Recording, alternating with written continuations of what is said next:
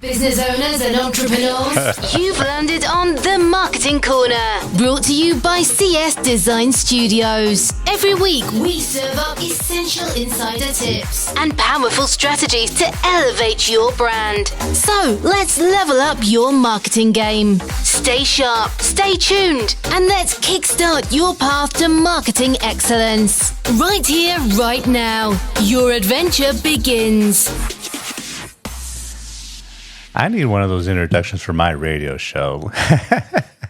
My name's Shawn Campbell, hosting the CS Design Studios version of the Marketing Corner. Ooh, we got a crowd in the studio today. We got Lily engineering the show as always. Thank you. Thank you. You're very welcome. And very special guest, Dawn Armstrong, a friend of mine for 4 or 5, 6 years. We've been working together, so I appreciate it. This is a season of gratitude and appreciation. So as always, thank you for being here, Dawn. Happy to be here. Thank you. Yeah, you've been busy with ThinkSafe Seminars. Very busy this fall and summer. Yeah. Where did you recently travel to? Oh, I've been all over. Yeah. That's good. Spent some time in the Midwest and California. Yeah. Everything went pretty well. Went very well. You reached out to us a few weeks ago, a very interesting article, and I had seen it, but you made the connection how important this little incident up the road in Scottsdale, and you know, as local business owners, you know, people of influence, you know, all the way up to celebrities. There was an ex-hockey player named Paul Bissonette. Are you a hockey fan by chance, or just a little bit? Yeah. It's fun to watch. Yeah, it is. Super fun to watch, especially in person. Have you ever been? You've been to a few hockey games. Mm-hmm. Really? Yeah. I like hockey. Yeah. There's lots of fights. Lots of fights. That's why my daughters go. They just want to see the fights. Yep. Ex-hockey player, Paul Bissonette. He's a current analyst and current podcaster as well. And, you know, we get a good vision of what this guy, you know, he's probably a 6'4", 6'5", still in phenomenal shape. He had been somewhat after hours, kind of during the happy hour time, maybe a little later, to a Scottsdale bar. Long story short, he got jumped by what he said was a, quote, a bunch of drunk golfers. So even as big as this guy was, it was hard for him to kind of fend off what had happened. The Scottsdale police were called, et cetera, et cetera. So that kind of brings us to the topic of discussion, and thank you for bringing this up, Don, was, you know, how do we, you know, prevent ourselves from being in a situation like this, right? Especially in town where if you are a small business owner, you've probably been in the news or on your social media, or Lily, you know, we'll get that maybe later, but helped one of our clients literally become viral, right? And you're in a situation at a bar or restaurant. I mean, what are some of the signs that, you know, Don, that maybe it's time for you to skedaddle? So maybe somebody's recognized you and you're maybe there with your family or somebody, and you just want to have a little privacy. You're having a meal or something like that, and maybe you don't want to be recognized or things like that. Yeah. Well, you always want to be a little bit aware of what's going on around you, right? So you'd like to be aware of your environment. You should always know where exits are. Yeah. When you're in a restaurant or in a store, because you can't always go out the way you came in, regardless of what the emergency might be. Yeah. So knowing where the exits are is always helpful. And just being aware of the general vibe of a place. Right. You know? Right.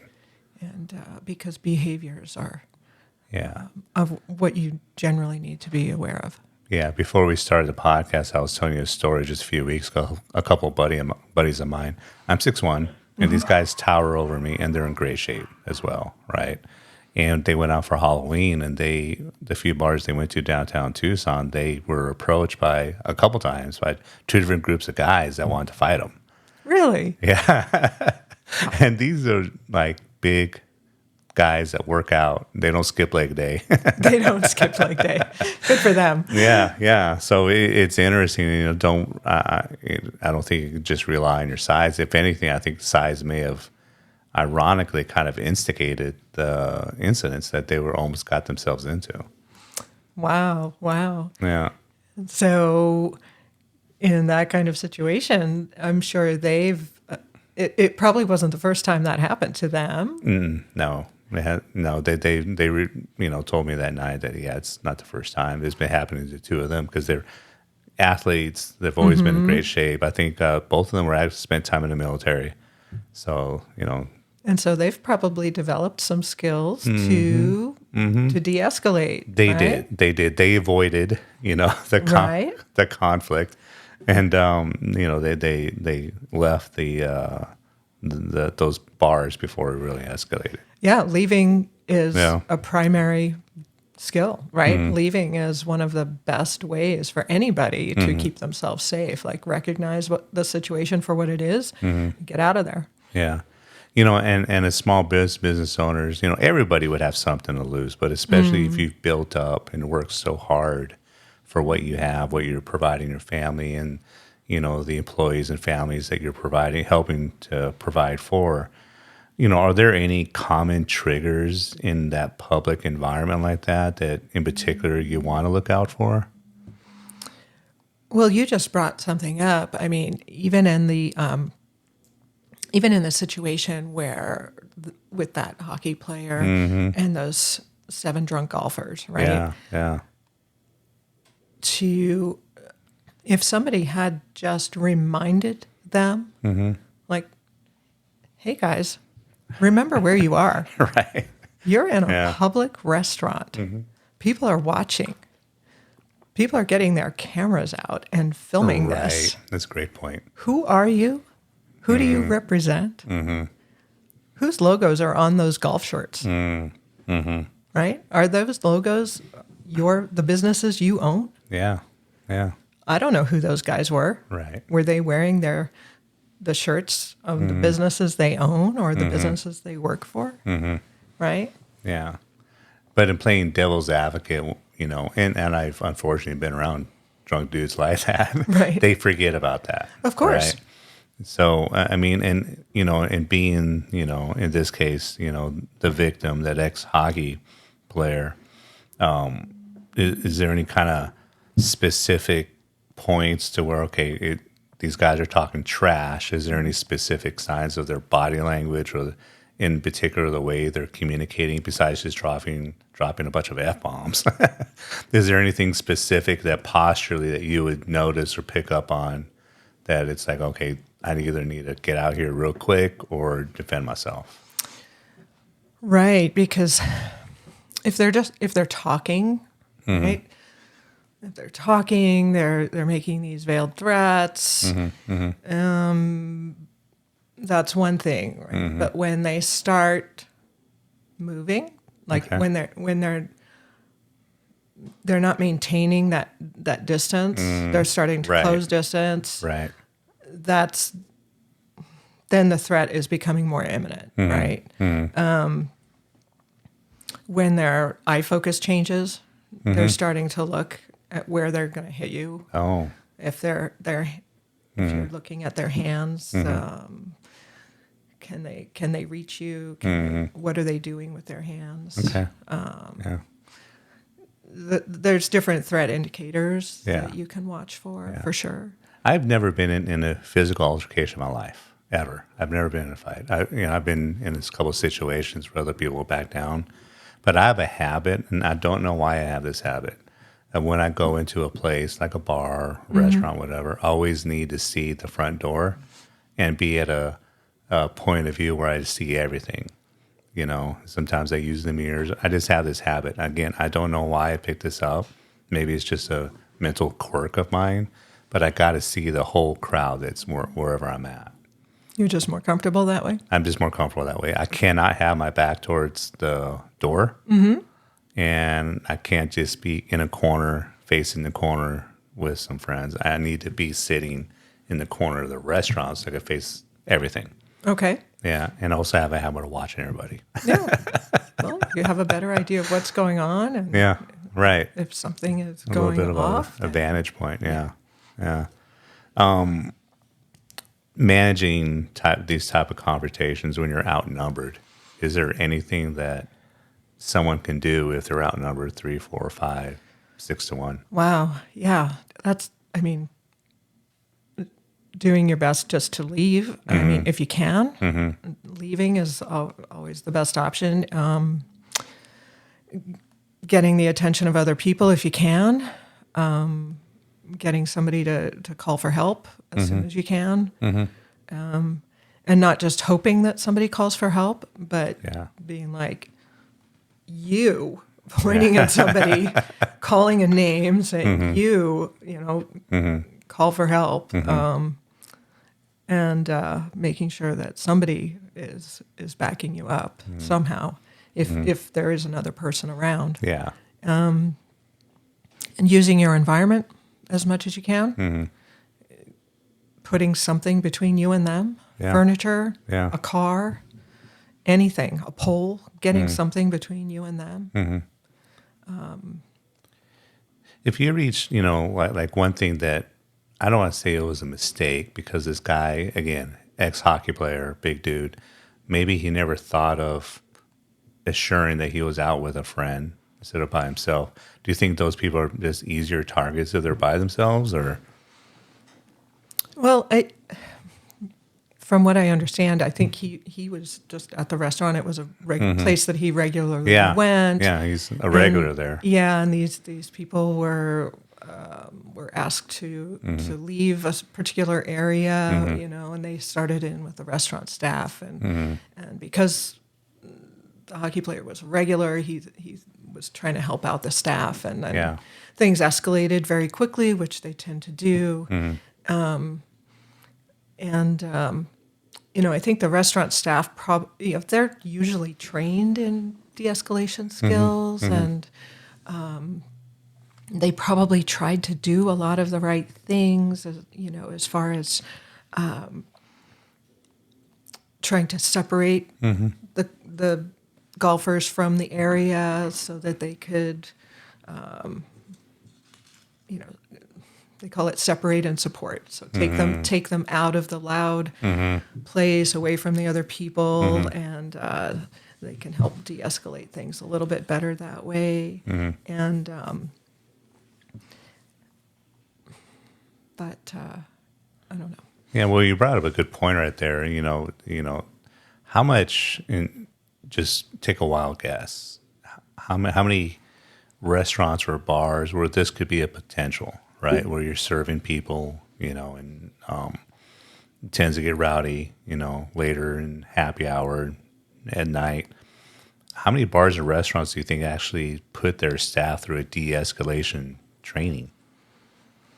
I would say very few. Probably very few. Yeah. Because in the last few times that I've seen stuff at bars, I'm kind of looking at the staff and they're like, I don't know what to do. When I was younger, I worked at a lot of bars and a lot of restaurants, and we just learned as we went. We learned from each other. I think people who had worked there longer the rules could give and us laws were a lot more lenient back then. Yeah, we could help each other out and give each other tips. Yeah, there were no cameras everywhere. And potential for liability issues. But I mean, that's one thing that, especially if you have an establishment like that. I mean, wouldn't that be a good investment if you own the bar? Yes. Yeah. Well, what are some things that a bartender or a bar back or management can do? Well, bartenders, to become a bartender, you do go through training and you do learn some of the de-escalation things like that in the bartender schools and things like that. But a lot of wait staff and even managers and things don't necessarily learn conflict management, de-escalation. So learning about different kinds of de-escalation tools. So first of all, just learning how to listen and learning active listening. Most of the time, people will tell you how to help them. And and you're usually able to do that, and then the problem is solved, right? Right.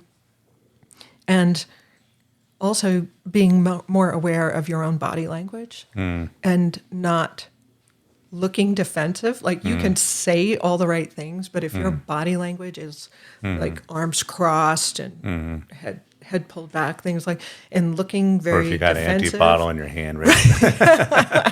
right? If you're coming off as all defensive, and then nothing you say is going to come across right. Right. Yeah.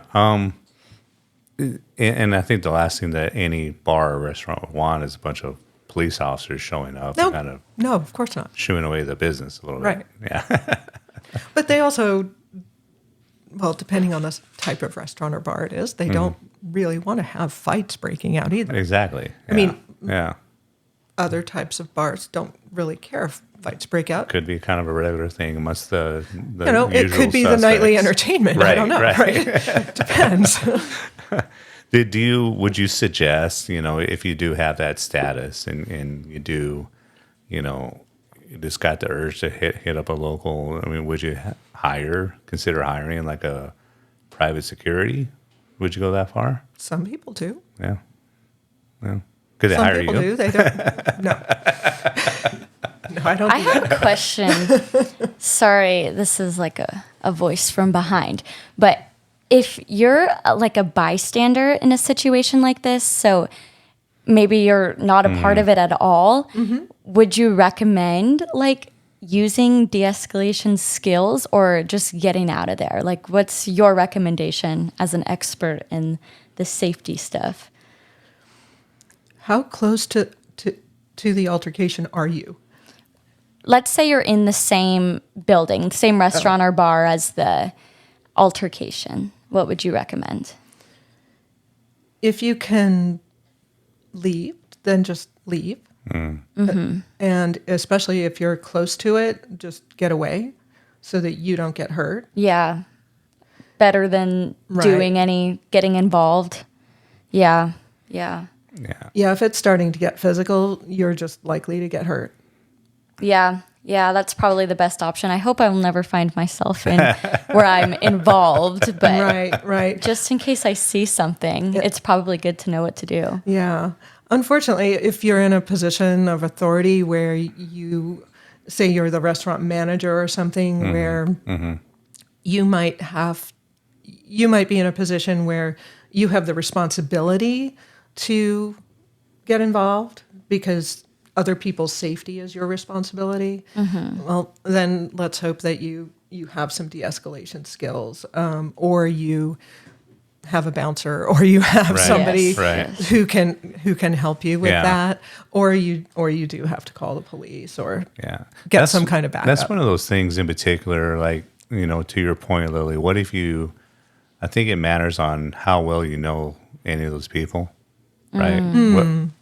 Yeah. Because if I were to, in particular, if it was a woman that I know getting in, I think any dude would just be like, I'm going to try to protect her, help her out, get her out of there. Right. If it was a buddy of mine, again, whether it's right or wrong, okay, we can preface that. I think most guys are going to try to help their buddies out. Yeah. But if I have no idea who it is, I'll be like, or if it's somebody, or even if I don't know who it is, but if it's a smaller guy just being picked on, I think a lot of dudes are going to be like, no, I'm going to help this guy out.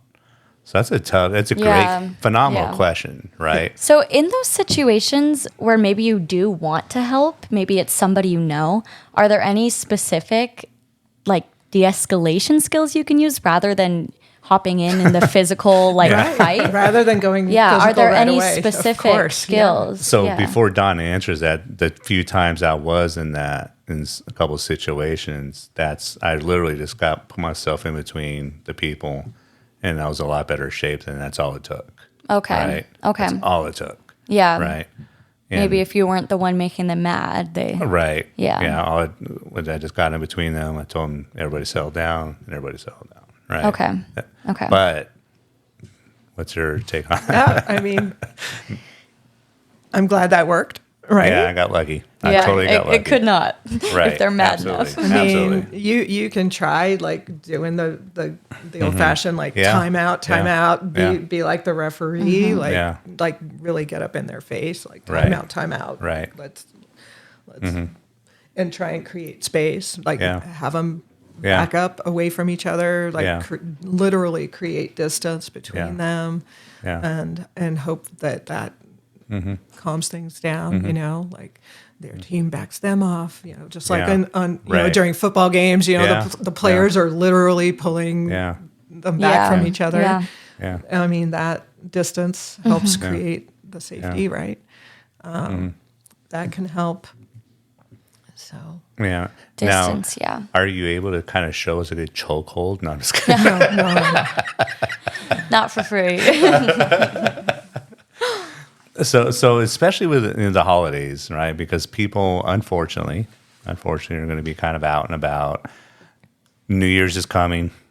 New Year's Eve is coming. So, I know, we've, as well as we've worked together and known each other, I could probably list some of your big tips of when you go out for New Year's. But please, let's reiterate those tips. If you're going to go out for New Year's, going to hit downtown or going to hit one of your favorite to do a champagne toast at midnight, Dawn, give us some of your ThinkSafe seminar tips for the evening. Have a designated driver. Boom. Number one. Yep. Yeah.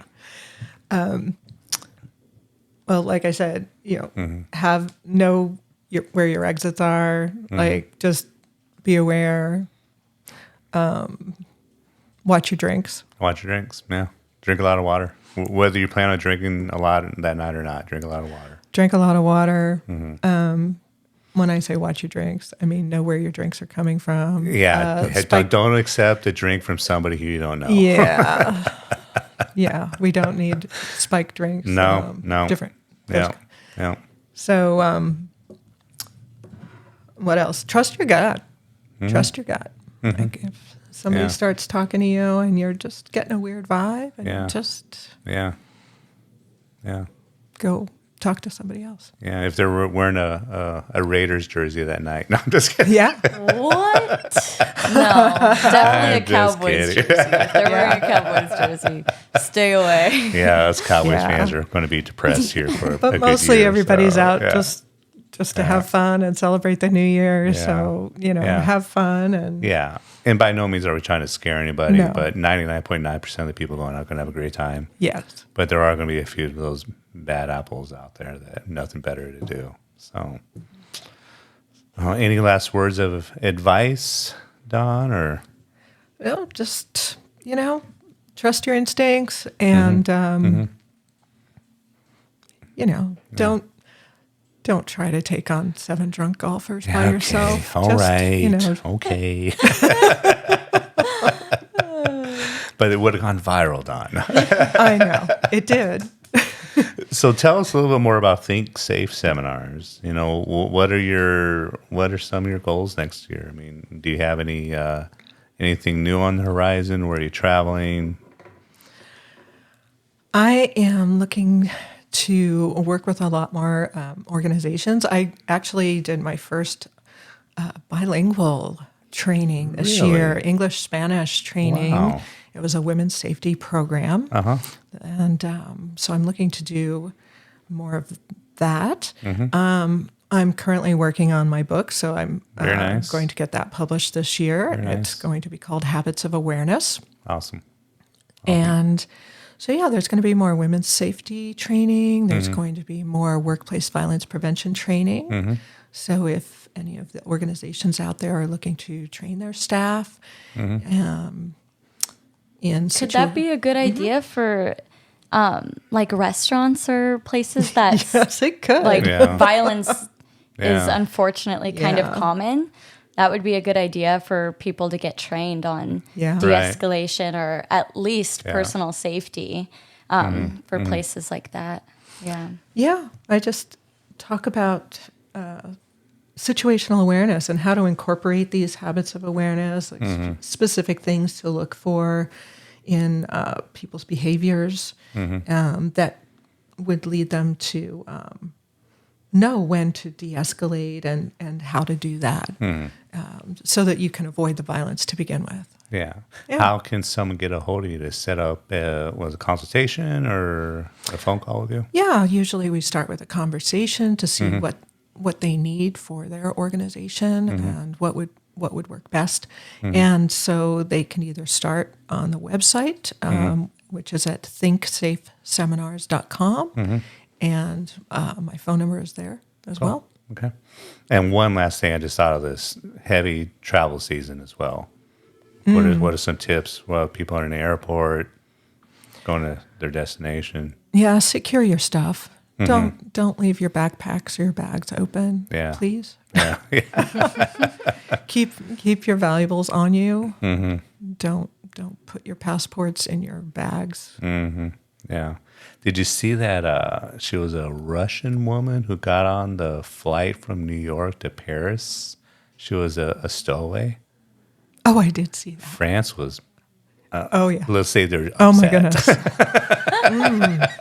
Yeah. To say the least, they were a little Yeah. upset with us. Yes. Yeah, we'll keep it at that. France was not too happy with the United, and nor should they have been. All right. Well. Yeah. Thank you for listening. Thank you, Yeah. Lily, for engineering the podcast today. Of course. We'll get this out to you. If anybody has any questions, please put them in the comments for either ourselves or for Dawn, and we'll be sure to reach out to you. And again, what's that website again one more time, Dawn? It's ThinkSafeSeminars.com. Perfect. Thank you for tuning in, and we'll see you next time on The Marketing Corner. And that's a wrap on today's Marketing Corner with CS Design Studios. Remember, the journey to greatness is non-stop. Harness today's insights and let them fuel your ambitions. Big thanks to our community of go-getters and visionaries. And remember to subscribe and activate alerts to stay connected for more transformative ideas. Till next time, keep reaching for the stars.